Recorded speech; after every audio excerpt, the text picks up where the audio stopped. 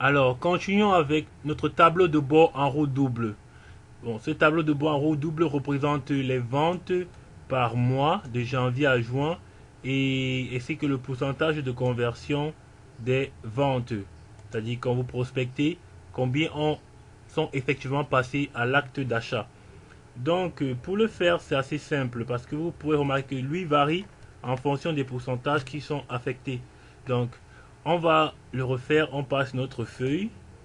Oui, là on a fait notre truc. On va à la seconde feuille. Voilà. Ici, on va copier ce premier tableau de données. D'abord, qu'on colle ici. Voilà. Allons-y, comme ça. Ici. Maintenant, on va créer notre tableau de bord en roue double. Donc, je vais d'abord afficher la barre de formule également, même comme elle n'est pas nécessaire. Et là, je viens ici, je sélectionne toutes ces données. Je viens dans Insertion. Insertion, on vient là, on choisit Anneau. Vous voyez, on pouvait faire aussi celui-ci. Mais là, on va aborder ceci, Anneau. Ce qu'on fait après, c'est que on le copie avec CTRL-C et on le colle avec CTRL-V. Donc voilà, copier, c'est fait. Maintenant, coller, on le colle sur lui-même. Et vous avez ceci. Maintenant, par la suite, pour revoir les paramètres, on clique le bouton droit de la souris et on part dans mettre en forme une série de données. Voilà. Ici, dans l'option de... Oui, j'ai compris, Excel, j'ai compris, c'est bon. Donc, je reviens ici.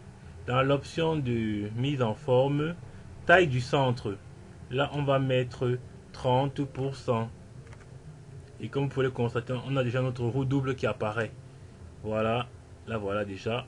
J'ai pas besoin de titre à ce graphique, je la lève. Également là aussi, j'ai pas besoin de légende. Et ici donc, je vais faire varier l'intensité des couleurs. Donc je viens là, je sélectionne un seul. Je viens dans format. Dans style de forme, je vais prendre un bleu plus clair.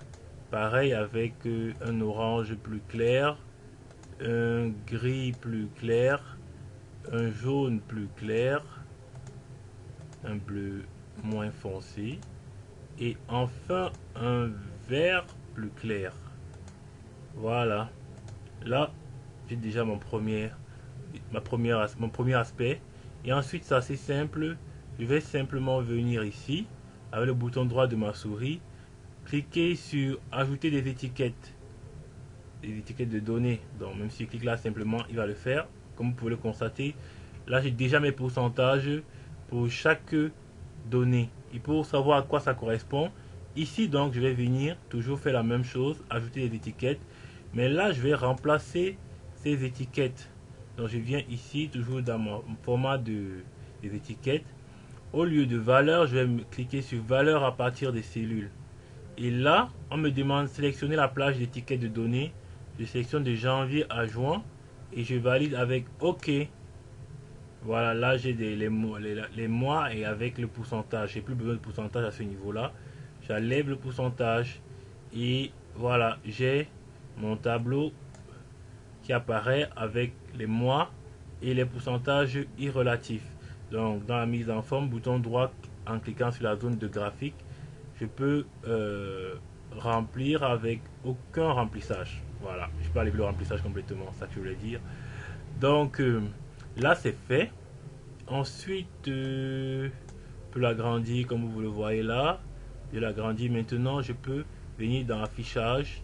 Je ferme d'abord un format de mise en forme. Je ferme la barre de formule. Également, j'enlève l'entête. J'enlève le quadrillage. Et je double-clique pour enlever le ruban. Donc là maintenant, j'ai mon graphique qui est là. Je peux l'agrandir en fonction de la manière dont je veux le représenter. Et bon, si vous voulez, vous pouvez mettre insérer un texte en WordPad par exemple. Là, je peux le mettre par exemple là avec ceci pour dire voilà, tableau de bord en haut double. Voilà, là je viens ici et je l'envoie à la ligne comme ça, c'est plus présentable. Voilà. Là, on a déjà ceci. Et après, vous pouvez le modifier à votre guise. C'est-à-dire quoi? Ça veut dire si je tire par exemple ceci comme ceci. Là, il va gonfler un peu plus. Un peu d'écart c'est créé. Et désormais, si quand vous allez venir sur votre... Attention. Voilà, merci. Vous allez venir sur vos données. Dès qu'elles vont varier, si je mets là par exemple 50%, vous voyez que mon tableau effectivement prend la forme des pourcentages que j'affecte